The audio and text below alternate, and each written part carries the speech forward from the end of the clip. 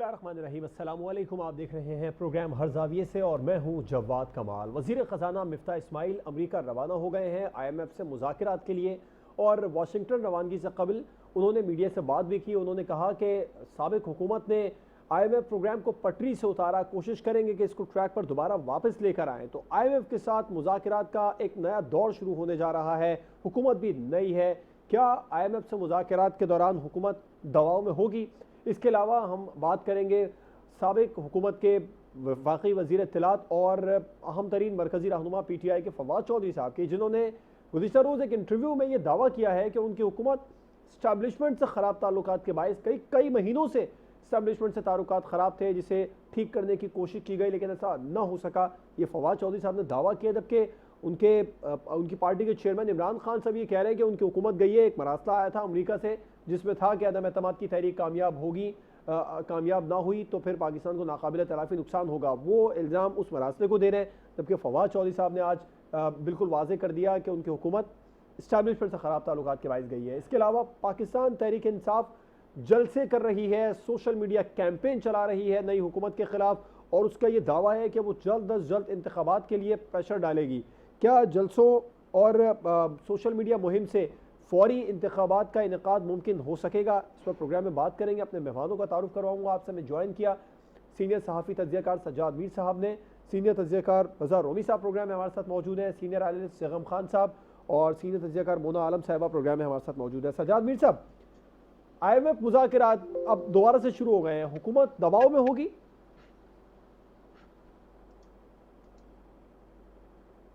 जनाब, ये यकीनन दबाव में तो है, क्योंकि पाकिस्तान की मईशत ऐसी सूरत हाल से दो चार है कि कोई भी नक्शा नज़र आए दबाव में तो उसके होना ही है। अभी मुफ्ता इस्माइल ने जो पाकिस्तान से जाते हुए प्रेस कॉन्फ्रेंस की और उसमें अदाद शुमार बताए, उसमें बताया तो उन्होंने ये था कि साबका हुकूमत ने हमें ऐसी मईशत दी है जैसी हर हुकूमत किया करती है, लेकिन ये एक हकीकत है कि इन दिनों में हमारी मईशत की ये हालत है कि हम IMF की हर शर्त मानने को तैयार हो गए हैं। हमने स्टेट बैंक की सॉवरेनिटी उनको दे दी, हमने जो उन्होंने कहा कि ये लॉ पास करो, इस तरह पास करो, फलां टैक्स लगाओ, फलां छूट दो, वो करते रहे। लेकिन आखिर में हमने ये किया कि एक पॉपुलर डिसीजन ये भी ले लिया कि पेट्रोल के निर्ख कम किए और ये भी कह दिया कि जून तक नहीं बढ़ाएंगे। उसका हमारी मईशत पे और असर पड़ गया। इन तमाम असरात के साथ जब IMF के पास जाएंगे तो यकीनी तौर पर हम पर दबाव तो होगा। लेकिन एक पॉजिटिव बात दूसरी नजर आती है। मैं अगर उस बात को इस तरह बयान करूं कि मुझे खत आया था ना, जिस खत में ये कहते हैं धमकी दी है, कुछ लोग कहते नहीं, एनालिसिस कर रहे थे, दो डिप्लोमेट आपस में बता रहे थे कि अगर ये सूरत हाल हुई तो तुम्हारे लिए ये मुश्किल होगी, ये सूरत हाल हुई तो ये आसानी होगी। तो शायद कुछ आसानियां हमें दे दी जाए। हम मान लेते हैं लेटर चेक वो ठीक ही हो और मान लेते हैं कि गुफ्तगू हुई हो, चलिए ये नहीं मानते कि धमकी दी होगी, ये मान लेते हैं कि उन्होंने एनालिसिस किया होगा। और एक सीनियर डिप्लोमेट का एनालिसिस है कि ये सब तमाम अदारे जो हैं टाइट इसलिए हुए हैं कि उन्हें मौजूदा हुकूमत पर गालबन एतमाद नहीं है, या ये कह के मुकर जाते हैं। इन्हें कलाबाजी खाने, समरसट लेने का या यू टर्न लेने का बड़ा शौक है, इसलिए इन पर एतबार नहीं करते। इन्हें पाकिस्तान की मईशत चलानी नहीं आती, नाअहल हैं।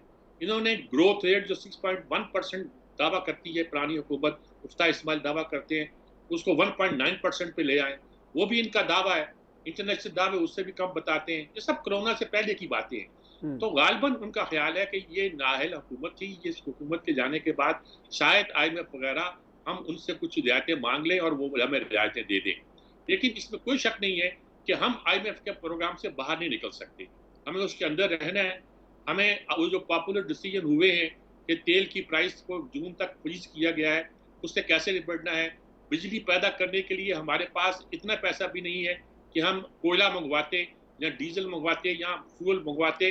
तो रिजल्ट ये है कि कारखाने बंद पड़े हैं। वो कहते हैं 18 कारखाने बंद पड़े हैं बिजली के, कोई मरम्मत की वजह से, कोई फ्यूल ना होने की वजह से। ये तो इंतहा हो गई ना जी। और उसके नतीजे के तौर पर हमारी बहुत सी फैक्ट्रियां जो है काम नहीं कर रही। दावे तो हम कर रहे हैं कि हम जनाब पर प्रोडक्शन बहुत कर रहे हैं, बहुत तेज कर रहे हैं, आगे जा रहे हैं, ये कर रहे हैं। प्रैक्टिकली यही है कि बहुत सी चीजें हमारी बंद पड़ी हैं। उन सारी चीजों को निपटने के लिए और सारे चैलेंज का मुकाबला करने के लिए, और जो गुर्बत और सारी चीजें यहाँ हैं। और बहुत अच्छा, शहबाज शरीफ के तो IGL बहुत बड़े हैं, वो भाषा डैम चले गए। आपने 2 साल 3 साल 3.5 साल भाषा डैम का नाम सुना है? दासू का तो सुना था कि वहां चीनियों पर हमला हुआ था, बादशाह डैम का नाम ही सुना था। बजट में आपको मालूम है इस पर कितनी रकम मुख्तस की जाती है। उन्होंने कहा कि अगर सन 29 में मुकम्मल नहीं होना करना तो 26 में करो। ऐसे बहुत से प्रोजेक्ट हैं जो शहबाज शरीफ करना भी चाहेंगे, और अगर वो कन्विंस कर सके आलमी इदारों को तो शायद कुछ छूट उनको मिल जाए, ठीक वरना दबाव तो यकीनी तौर पर है। ठीक। रजा रूमी साहब, दबाव है यकीनी तौर पर। सज्जाद मीर साहब कह रहे हैं दबाव है मुज़ाकरात करना। आपको भी लगता है IMF से मुज़ाकरात शुरू हो गए एक बार फिर से, हुकूमत दबाव में? जी जी बिल्कुल, दबाव क्यों नहीं है और दबाव क्यों है इसके ऊपर भी गौर कीजिए ना, कि पहले IMF से एक माहिदा करके पिछली गवर्नमेंट ने इमरान खान साहब को चूंकि दिखाई दे रहा था कि वो जाने वाले हैं, तो उन्होंने उस माहिदे से रूगर्दानी की और जो कीमतें बढ़ानी थी फ्यूल की वो उन्होंने रोक दी, और वो फैसला नहीं किया बल्कि वो उन्होंने कहा कि जी अगली हुकूमत आएगी, यही सोचा होगा उनकी टीम ने, तो उनको डील करने दो। तो अब उससे मसला ये हो गया कि IMF की तो वो एक बहुत कड़ी शर्त है। अभी जो 4 शराइत जो मिफ्ता इस्माइल ने अपनी प्रेस कॉन्फ्रेंस में जिनका जिक्र किया, उसमें सरे फहरिस्त ये है कि जो तेल पेट्रोलियम मसनूआत की कीमतें हैं उनको बढ़ाया जाए और उनको हकीकत पसंद बनाया जाए। टैक्स एमनेस्टी स्कीम के बारे में भी इन्होंने बात, IMF कह रहे हैं कि उसको आप रिवर्स करें, और जो पब्लिक डेवलपमेंट प्रोग्राम जो होता है उसमें भी 100 अरब कम करने के लिए कहा है, ताकि जो बजट का खसारा है वो थोड़ा सा कम हो सके। तो इस तरह की कई शराइत हैं और बिल्कुल वो दबाव होगा। उसकी वजह ये कि ये नई हुकूमत आई है, इनको तरक्याती काम भी दिखाने होंगे, अवाम पे बोझ भी नहीं डालना होगा, लेकिन अभी शॉर्ट टर्म में कोई चारा नहीं होगा इन तमाम शराइत को मानने के लिए। कुछ शायद वो कोशिश करेंगे रीनिगोशिएट करने के लिए।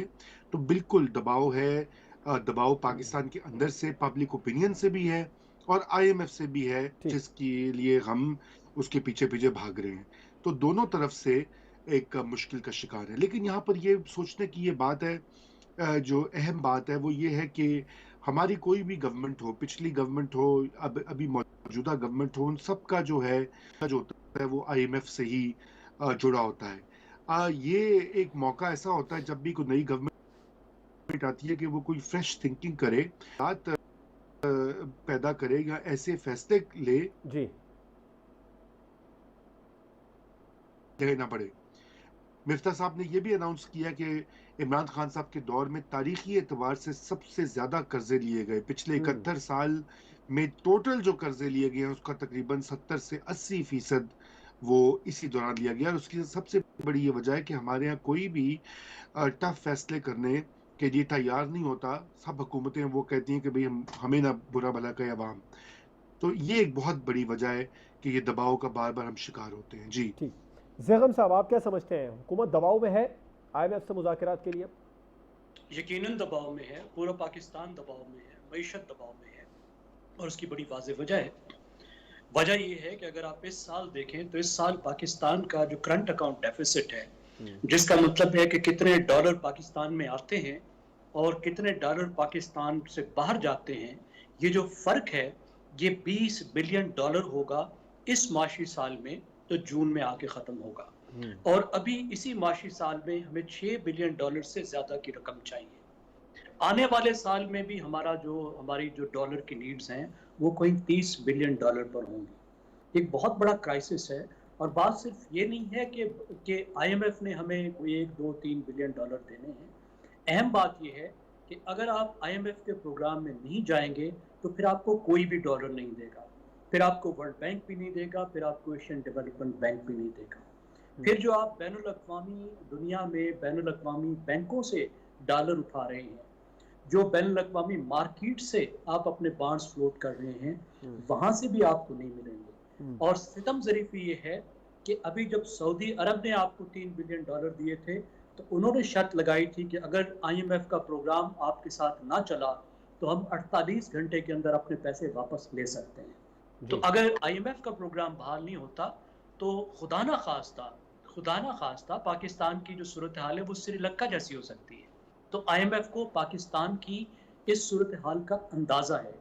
लेकिन इस हुकूमत को जो थोड़ा एडवांटेज है वो ये है कि इसको सीरियस इकोनॉमिक मैनेजर समझा जाता है।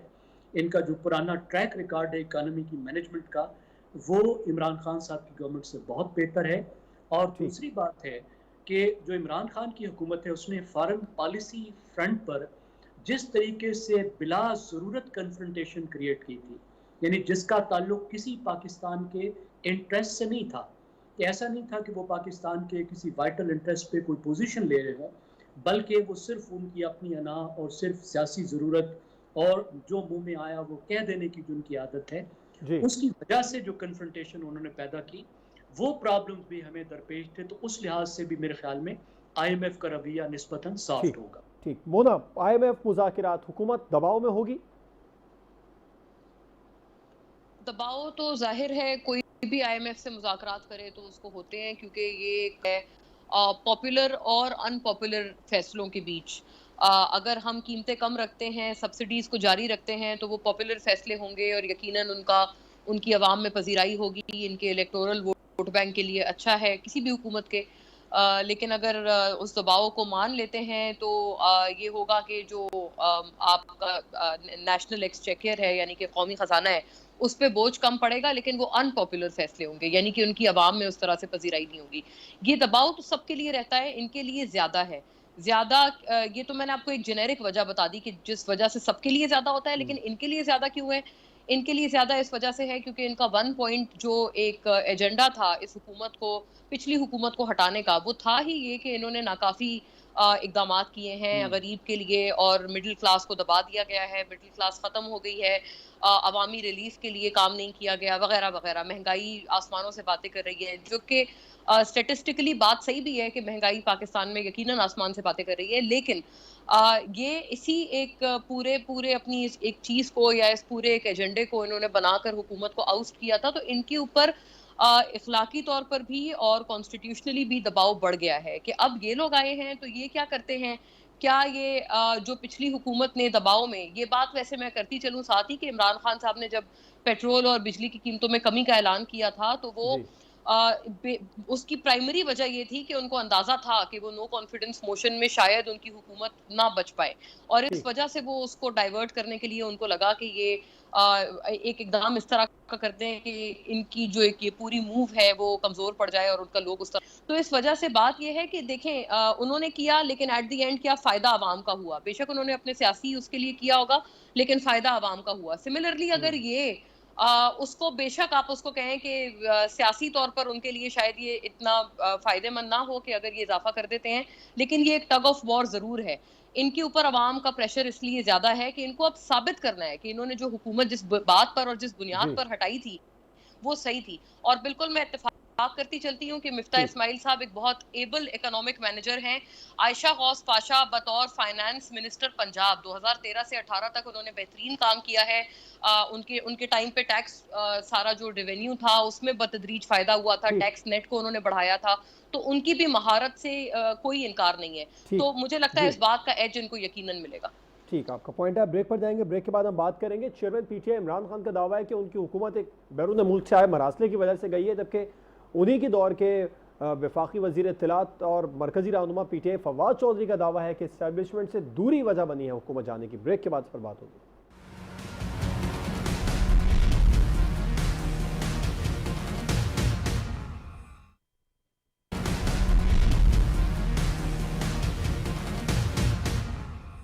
Welcome back. फवाद चौधरी का दावा है कि एस्टेब्लिशमेंट से दूरी ये वजह बनी हुकूमत जाने की। रजा रूमी साहब, चेयरमैन PTI तो कुछ और कह रहे हैं। बस देखिए ना, आहिस्ता आहिस्ता जैसे कहते हैं ना, झूठ के पाँव नहीं होते तो वो धड़म से गिरता है, और इसीलिए आप ये देख रहे हैं कि ये बयानिया आहिस्ता आहिस्ता बदल रहा है। कुछ हकीकत पसंदी खान साहब ने इस्तेमाल किया, वो जाहिर बात है लोगों को मुतहरिक करने में, आपको पता है 2-3 चूरन जो है बड़ी आसानी साजिश या यहूदो हनूद का तसल्लुत, एक वो बहुत बिकता है। दूसरा जो बिकता है वो ये कि मजहब का कार्ड, जो जहाँ पे उन्होंने खुद भी तो अपने आप को रियासत मदीना का खलीफा जो है वो डिक्लेयर कर दिया था। अभी देखे ना, वो 1 अरब रुपए के हेलीकॉप्टर की तफसीलात आ गई हैं कि रोजाना माशाल्लाह खलीफा साहब जो हैं वो 8 लाख रुपए का बर्डन पड़ता था। तो बात ये है कि फवाद चौधरी साहब ने जो कुछ का पाकिस्तान में, वो सब जानते हैं कि पिछले कई महीनों से जो है, खुसूसन पिछले साल के आखिर से ये बात रोज़े रोशन की तरह आया थी कि इमरान खान साहब के ताल्लुकात जो हैं इस्टेब्लिशमेंट के साथ खलीज आ गई है, या इस्टेब्लिशमेंट ने मुकम्मल फैसला कर लिया कि वो अब सियासी मैदान से अपने आप को बाहर रखे। किसी भी सूरत वो हुकूमत वक्त जो है, जो कि उनके ऊपर ये इल्ज़ाम भी लगाया जाता था कि इमरान खान को वही ला, वो बिल्कुल उससे हट गए थे। और उसी हटने की पीछे हटने की वजह से जो स्पेस पैदा हुई, जो मौका पैदा हुआ, अपोजिशन ने उससे फ़ायदा उठाया। सादा सी बात है, लेकिन चूंकि इसको घुमाना फिराना जो है ना, आपको पता है कि वो फिर सियासी एक तरीकाकार होता है, और ये भी देखना पड़ेगा हुई इस्टेब्लिशमेंट की दूरी इसलिए हुई। और खुद खान साहब इसके बारे में बड़ी स्टेटमेंट्स देते रहे कि जी मेरा तो बड़ा, मैं ईमानदार, वो बड़ा पसंद करते हैं, मेरे अलावा कोई ऑप्शन नहीं है, बाकी तो सारे चोर हैं। बार बार ये कह चुके, तो जाहिर बात है उनकी बड़ी हजीमत होती अगर वो इस चीज़ का इकरार भी करें कि ताल्लुकात भी ख़राब होते हैं पाकिस्तान में। वो वज़ीर आज़म जिन्होंने ऐसा स्टांस लिया है इस्टेब्लिशमेंट के साथ, तो वो फिर उनका हाल अब सबनों ने फिर ये एक नई, जैसे कहते हैं, तरीका घड़ा। तो हकीकत भी यही है, और यही वजह है कि इस्टेब्लिशमेंट से दूरी की बात नहीं है, कि इस्टेब्लिशमेंट मुकम्मल तौर पर गैर जानिबदार होकर उन्होंने सियासी जो मैदान है उनसे यही वजह ठीक मुना कि ये हाउस ऑफ कार्ड्स जो था जी धड़ाम करके गिर गया। ठीक मुना, आप भी मुत्तफिक है फवाद चौधरी साहब की बात से, या चेयरमैन पीटीआई दुरुस्त कह रहे हैं? आपको क्या लगता है? पहले तो ये अच्छी बात है कि आपने अपने सवाल में ही इसकी डिस्टिंक्शन कर ली है कि ये दो अलग अलग बातें हैं जो कि की जा रही हैं एक ही जमात की तरफ से, क्योंकि यकीनन खान साहब तो डे वन से यही कह रहे थे कि बैरूनी साजिश हुई है, जबकि फवाद चौधरी साहब कल जो बात करते हुए नजर आए हैं वो तो ऐसा लगता है कि वो ये बात कर रहे हैं कि बैरूनी साजिश कोई भी काम ना करती अगर उनके इस्टेब्लिशमेंट से वो ताल्लुकात होते जो कि वो चाहते थे कि रहें। और इससे फिर ये भी बात साबित होती है कि वो जो न्यूट्रल जानवर और वो सारी बातें की गई थी, जो कि फिर बाद में कहा जाता था कि नहीं वो तो हम अपोजिशन की या फिर हम आम लोगों की बात कर, वो हकीकतन इस्टेब्लिशमेंट की ही बात कर रहे थे, क्योंकि अब फवाद चौधरी साहब भी ये बात कर रहे हैं। खैर, मुझे इस बात पे काफी हैरत हुई कि फवाद चौधरी साहब अपने इस इंटरव्यू में काफी हम्बल से नजर आए, मुस्कुरा रहे थे, अच्छी तरह बात कर रहे थे, क्योंकि जब वो वजीर थे उस वक्त तो वो बहुत गुस्से में रहते थे और हर वक्त उनकी नाक पे गुस्सा और बहुत ही अजीब सा उनका एटीट्यूड था। शायद वजारत एक चीज़ ही ऐसी है, मुझे नहीं पता, लेकिन अब मुझे अच्छा लगा, उनको प्लेजेंट चेंज था मेरे लिए, उनको अच्छी तरह बात करते हुए और हम्बल अंदाज में बात करते हुए देखना।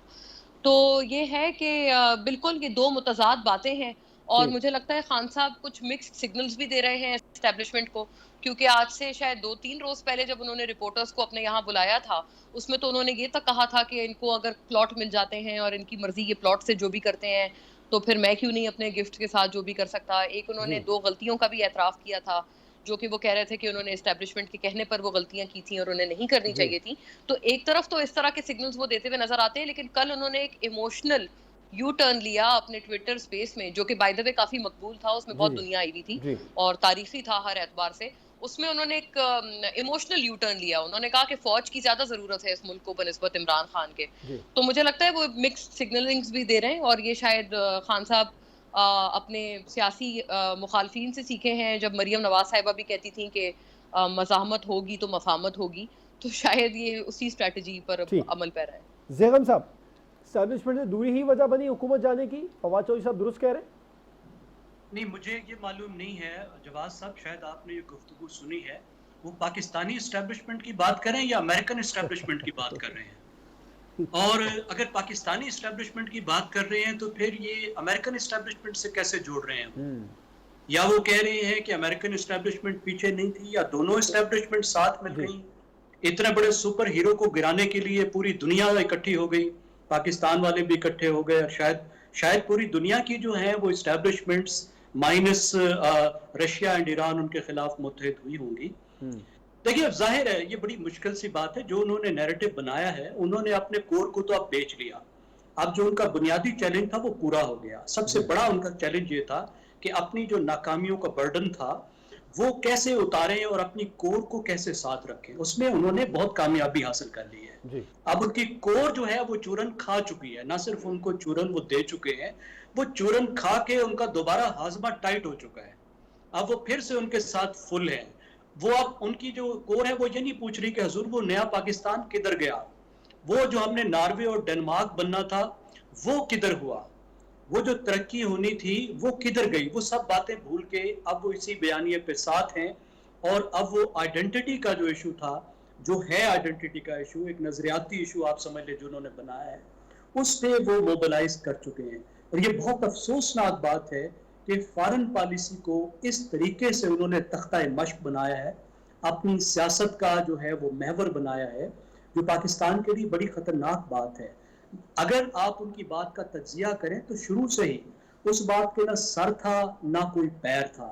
एक तीसरे दर्जे का, एक वहां का फॉरेन ऑफिस का एक बंदा, जी स्टेट डिपार्टमेंट का एक बंदा, वो पाकिस्तानी सफीर से बात करता है और सारी जो साजिश है वो उगल देता है। जी और पाकिस्तान की एस्टेब्लिशमेंट को कुछ पता नहीं है, वो कहते हैं हमें कुछ पता नहीं है। तो कोई सर पाँव नहीं थे, लेकिन उनका नैरेटिव एक कामयाब नैरेटिव, कम अज कम उनके अपना जो कोर है उस तक। जी ठीक। सज्जाद मीर साहब, फवाद चौधरी साहब ने जो वजह बताई है, यही वजह है हुकूमत जाने की?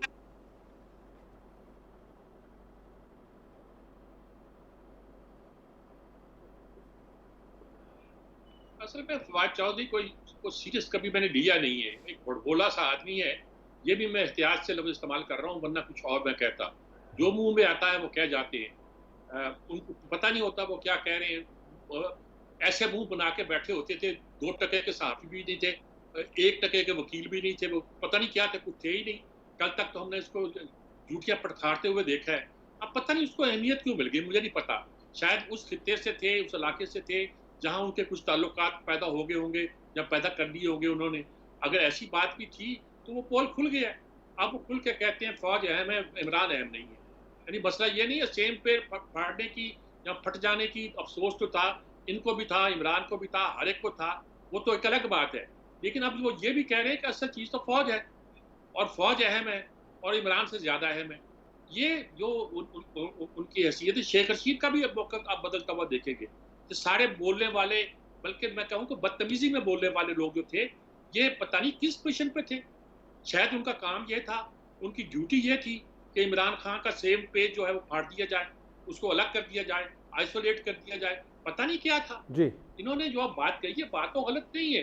पाकिस्तान में अगर आप एस्टेब्लिशमेंट से बगाड़ के रखते हैं तो इक़्तिदार में रहना आपका आसान नहीं होता, मुश्किल होता है। और ये बड़े-बड़े लोगों का देखा है, बदकिस्मती है या खुशकिस्मती है या कुछ कह लीजिए, या ये फैक्ट है, जिसको आप ग्राउंड रियलिटी कह लीजिए, कुछ कह लीजिए, ये एक हकीकत है जो होता है। इमरान को भी पता नहीं सजा मिलनी चाहिए। इसको कहाँ-कहाँ लेके जाते रहे, सऊदी अरब जा रहे हैं, चीन जा रहे हैं, फौज को पास इनको भेज रहे हैं, कहते मैंने कोशिश की। अभी तेरी औकात, इस आदमी के जरिए कोशिश करेंगे फिर यही सूरत पैदा होगी जो हुई है, और इमरान इस पर फिर डिजर्व करते हैं। ठीक है, आपका पॉइंट है। ब्रेक पर जाएंगे, ब्रेक के बाद हम बात करेंगे। सोशल मीडिया मुहिम पीटीआई की जानिब से जारी है, अवामी जलसे क्या सबब बनेंगे फौरी इंतखाबात का? ब्रेक के बाद पर बात होगी।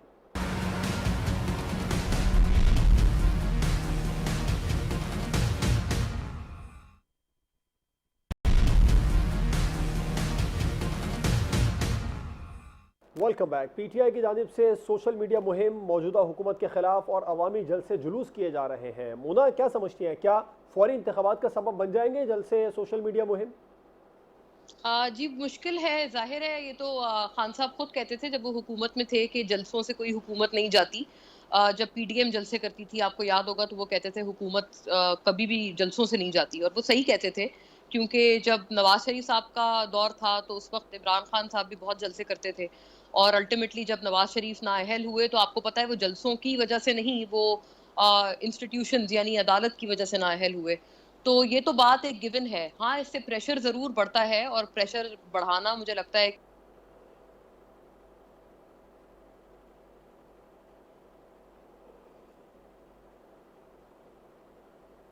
कि किसी भी ऑपोजिशन का काम है, और उनको हक हासिल है कि वो हुकूमत पे प्रेशर रखें।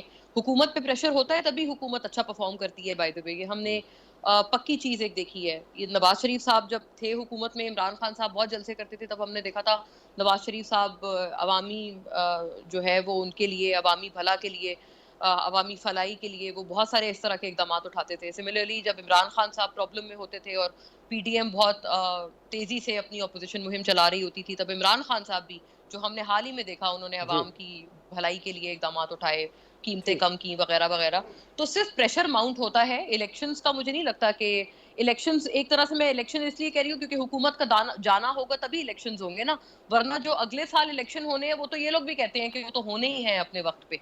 उससे पहले बेसिकली ये लोग नहीं चाहते हैं इलेक्शंस करवाना, और पीटीआई बजिद है कि उससे पहले यानी अगले साल जी से पहले इलेक्शंस हो। तो मैं इसलिए उसको ये कह रही हूँ कि आप जो आपका सवाल है ना कि क्या इलेक्शंस हो जाएंगे, हम उसको इस तरह से रिफ्रेज भी कर सकते हैं कि क्या जलसों से हुकूमत चली जाएगी, तो उसका जवाब ना में है, क्योंकि वो ठीक खान साहब खुद ही उसका जवाब दे चुके हैं जब वो हुकूमत में थे कि जलसों से कोई हुकूमत नहीं जाती। ठीक। ज़ैगम साहब, आप क्या समझते हैं जो सोशल मीडिया मुहिम है, अवामी जलसे हैं, ये फौरी इंतखाबात का सबब बन जाएंगे?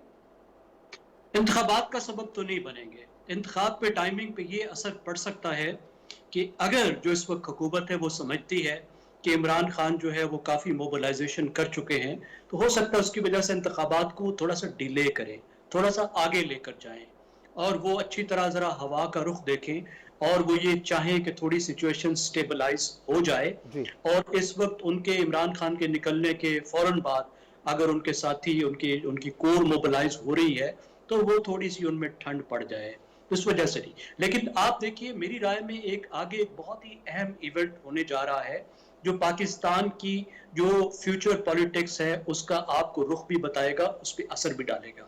वो है जून में होने वाले पंजाब के बलदियाती 17 इंतखाबात। जी इजला के बल्दियाती इंतखाबात। We need to watch that. जी ठीक। सज्जाद मीर साहब, सोशल मीडिया मुहिम, अवामी जलसे फौरी इंतखाबात का सबब बनेंगे जो पीटीआई की जानिब से किए जाए? मैं जैगम साहब की बात से इत्तेफाक करता हूँ कि अगर प्रेशर बढ़ेगा और लगेगा कि इमरान खान पॉपुलर हो रहा है तो मौजूदा हुकूमत इंतखाबात को मुलतवी तो करेगी, पहले कराने का नहीं सोचेगी। पहली बात तो ये है।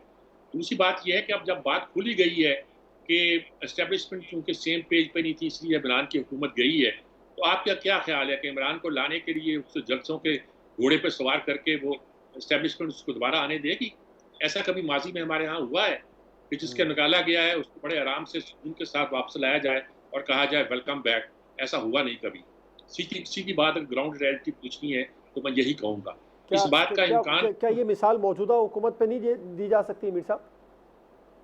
नहीं, मौजूदा हुकूमत से देने की बात यह कि मौजूदा हुकूमत जो आई है, ये तो मैं तो ये नहीं समझता कि ये सिर्फ अपनी हुकूमत पे आई है।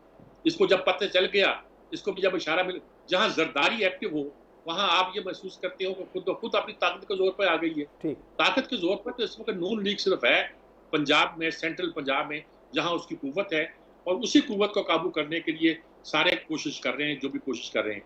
लेकिन जो मैं मुख्तसर सी बात करना चाहता हूँ वो यही है जी जी कि अगर इस हुकूमत को पावर में आना है इमरान खान की, तो ये रूटीन के मुताबिक अगर ये मालूम होगा, अच्छा ये भी मालूम होगा कि वो पॉपुलर है तो भी वो ताखीर कर सकते हैं।